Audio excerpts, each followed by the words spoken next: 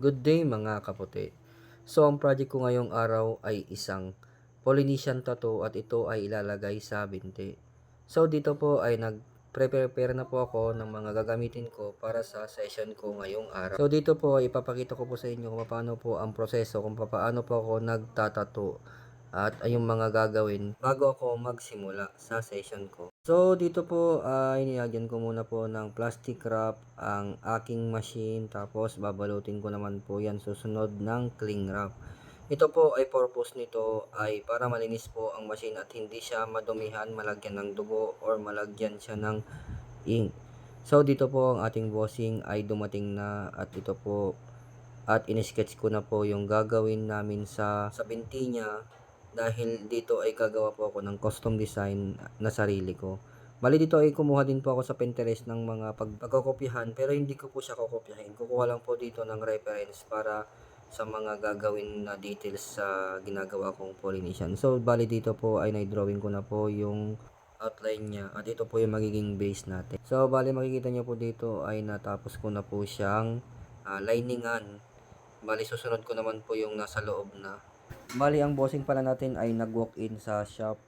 Dali-dali nagpa-schedule na siya ngayong araw na agad, dahil limited lang po ang bakasyon ng ating bossing dahil galing po siya ng Canada at ilang araw na lang siya dito maglalagi. Kaya gusto niya magpatato na agad bago siya bumalik ng Canada. Bali ang bossing natin ay nirefer lang sa akin ng kaibigan ko na lagi din nagpapatato sa akin. Bali pinsan niya po ito, si Sir. At sa paggawa po ng Polynesian ay dapat straight na straight po talaga ang linyahan natin dito. Dahil ang Polynesian ay puro lines, kaya dapat ay accurate yung paglaline mo dito sa pagpopoli. Bali ilang taon ko rin bago ko na master itong pagpo-Polynesian, at dahil sa panonood ko rin sa YouTube, sa Facebook, sa mga ibang artist, kaya natuto na rin ako kung paano gumawa ng Polynesian. Dito ay inabot kami ng almost 5 hours bago ko ata natapos itong left side ng paa ni Sir. Dahil mahirap din mag-Polynesian, hindi to basta-bastang gawin. Dahil mano-mano mo siyang i-drawing at may time pa na mabuburahan ka ng mga lines, kaya kailangan ulitin mo na naman itong i-drawing. Kaya yun ang kumukonsume ng oras, at syempre dahil sa nabuburahan tapos magdo-drawing ka, titigil ka sa pagtatato, sumasakit na yung tato ng ating boss. Kaya medyo natatagalan ang pag-process ng tato. Kaya patigil-tigil minsan. At nakipagkwentuhan ako sa ating bossing at yun nga po, matagal na po niya itong gustong ipagawa talaga itong Polynesian sa kanyang binti. Bali sabi ng ating bossing ay ako na daw ang bahalang gumawa ng pattern sa kanyang gagawing Polynesian project, dahil may tiwala naman siya sa akin at gusto niya na maganda ang kakalabasan ng magiging tattoo niya.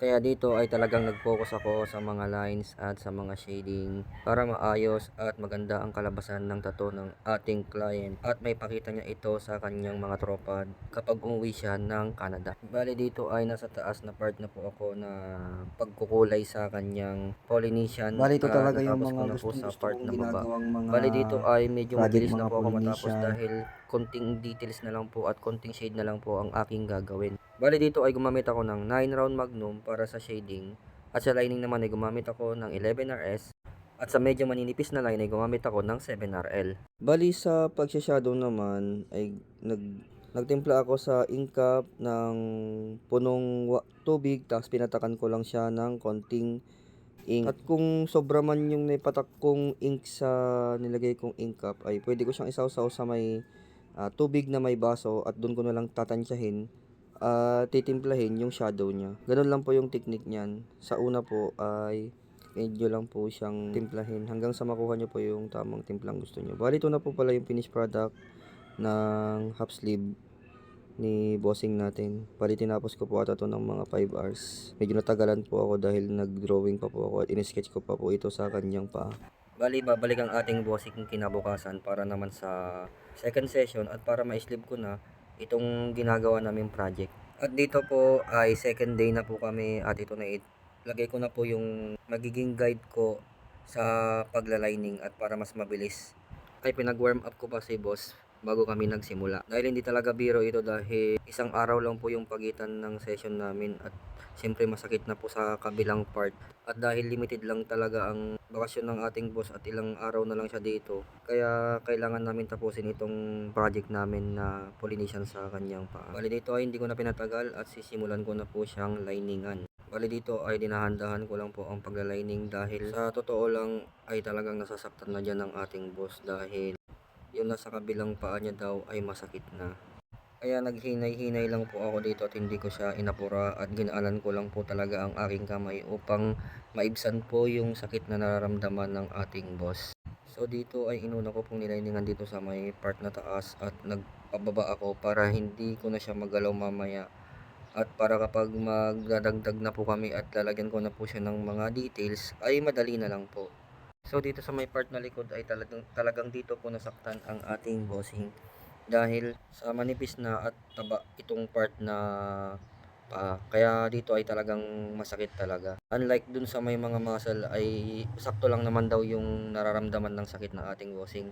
At sa may part pa lang buto dun masasakit po doon dahil talagang parang tumatama yung needle dun sa buto pero hindi naman talaga siya tumatama, parang nagba-vibrate lang po siya.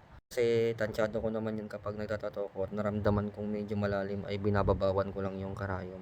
At nakikita mo naman yan kapag naglalining ka. Mapapansin mo naman yung pagtusok mo sa balat ng client kung malalim ba ito o mababaw. Kaya kung napansin ko na siyang medyo malalim ay binababawan ko at ina-adjust ko na yung karayom ko. Para kahit papano ay hindi maramdaman ng ating client yung sakit ng karayom na tumutusok sa lalo na at nasasagi ko yung unang kinato namin sa kabilang paa niya.